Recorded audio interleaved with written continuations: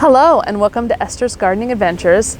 I'm Esther, and today, this weekend in fact, is the weekend that I am putting into action my new plan for planting my herbs, most of my herbs and flowers in containers for a container garden in my front yard. If you will check back the last few videos, I've talked about this where I've had to pivot and come up with a new plan. Basically, I don't feel comfortable planting my a lot of things in the ground around the foundation of the house because we had a pest treatment done, and so I've had to go with containers. And what this means is a lot of the things that I plan to grow in my garden beds, I was doing for height, and now I'm having to figure out how to make that work for containers. So it'll be an adventure. And I just want you to know this is like my first time really doing a full layout for a flower bed. So I hope you like it. I'm pretty pleased with how I have it planned out. And I will add that I am definitely pushing the envelope on the spacing for a lot of the plants because I want to get as many into the beds as possible. I am putting them a little bit closer than it's recommended. And that may mean they don't grow as big. I'm not quite sure what it means, but that's part of the adventure, right? The Esther's Gardening Adventure is learning from my mistakes or maybe my successes when I push the envelope sometimes. So I'm bringing you along on it. I'm going to show you the layout that I'm planning, and then I will show some clips of the actually transplanting these seedlings into the beds, into the containers, and then I'll show you afterwards. Really quick, let me mention that I grew the vast majority, all but maybe a handful of plants, I grew using the winter sowing process. And what that is basically using milk jugs to grow seedlings. This one's a little bit faded because I just opened it because it takes a couple days to acclimate to being exposed. But basically this is a process where you put these out over the winter and early spring to grow your seedlings for your garden instead of growing them indoors under grow lights. And it's just a different process, but if you want to know more about how to do winter sowing, please check out my Winter Sowing 101 series where you'll learn everything you need to know. All right, so let's get to making this plan happen. So here's my concept for the flower bed, which would have been the vegetable bed before. We had that treatment right behind where the containers are.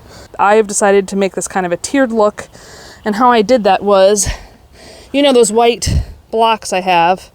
Well, there's more than one under here, but this is kind of how I balanced it out. It's got soil in it here, so maybe I did that.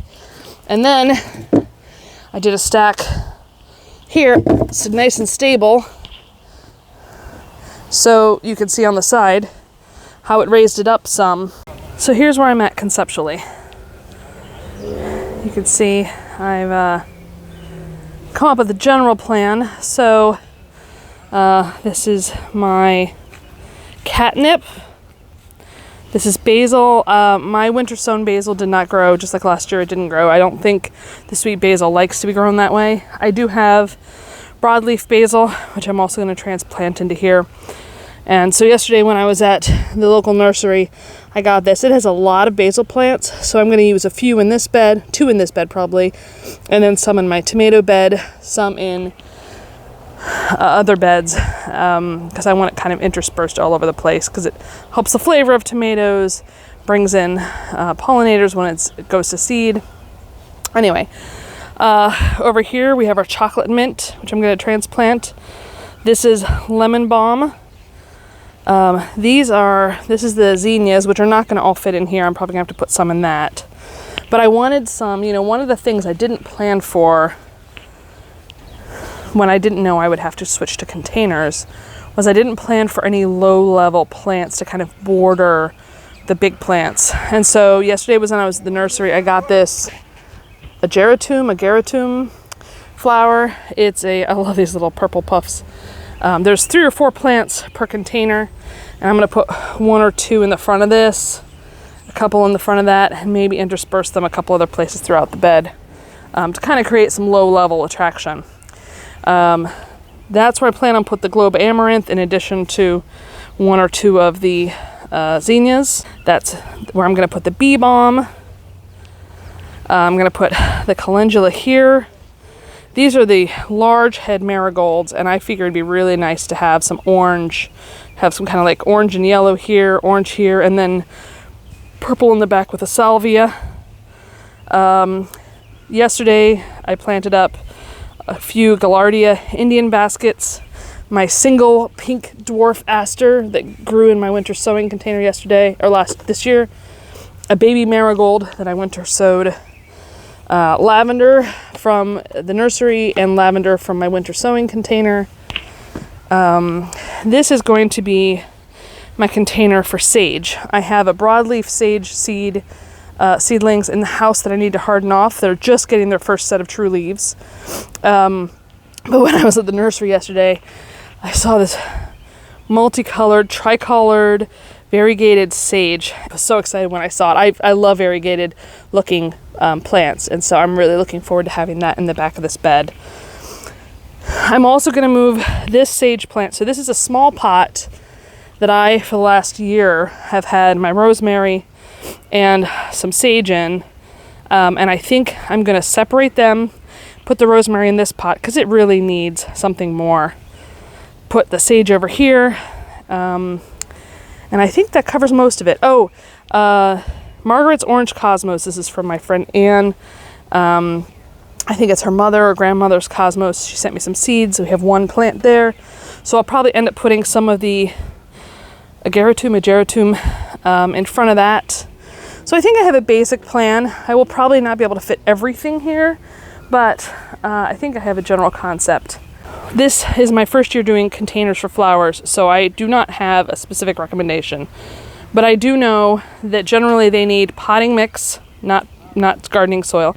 They need potting mix plus some slow release granules. And what I did was, over here you can see the pile, a variety of potting mix, from Espoma to a local brand that's organic to Nature's Care. But I put 1 to 4 handfuls, depending on the size of the container, of Plantone in there, which is a slow release, non-water soluble plant food, and it has a 5:3:3 ratio of nitrogen, phosphate, and calcium. Now let's go ahead and get to transplanting.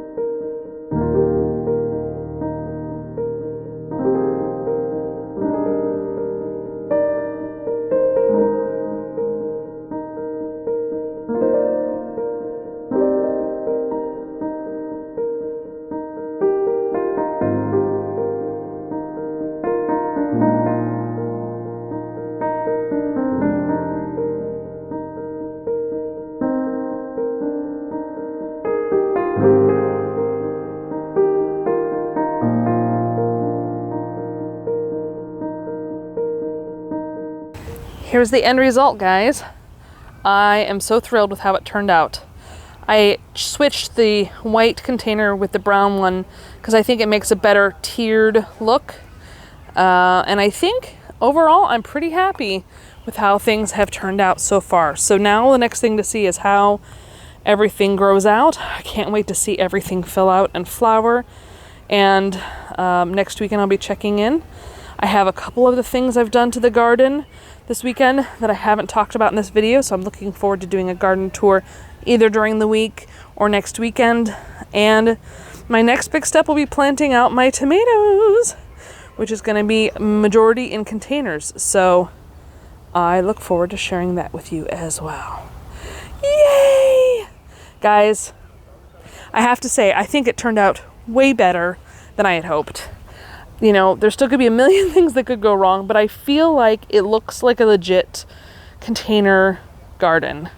I did put some mulch underneath to help kind of keep the look of it all being one piece. And I sat in my chair for about a half an hour and just enjoyed the look, just enjoyed being in the garden. And that's really what this is all about, guys.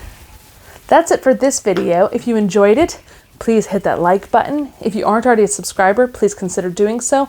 And make sure you have that bell set so you get alerted whenever I post new content. And otherwise, I'll see you next time.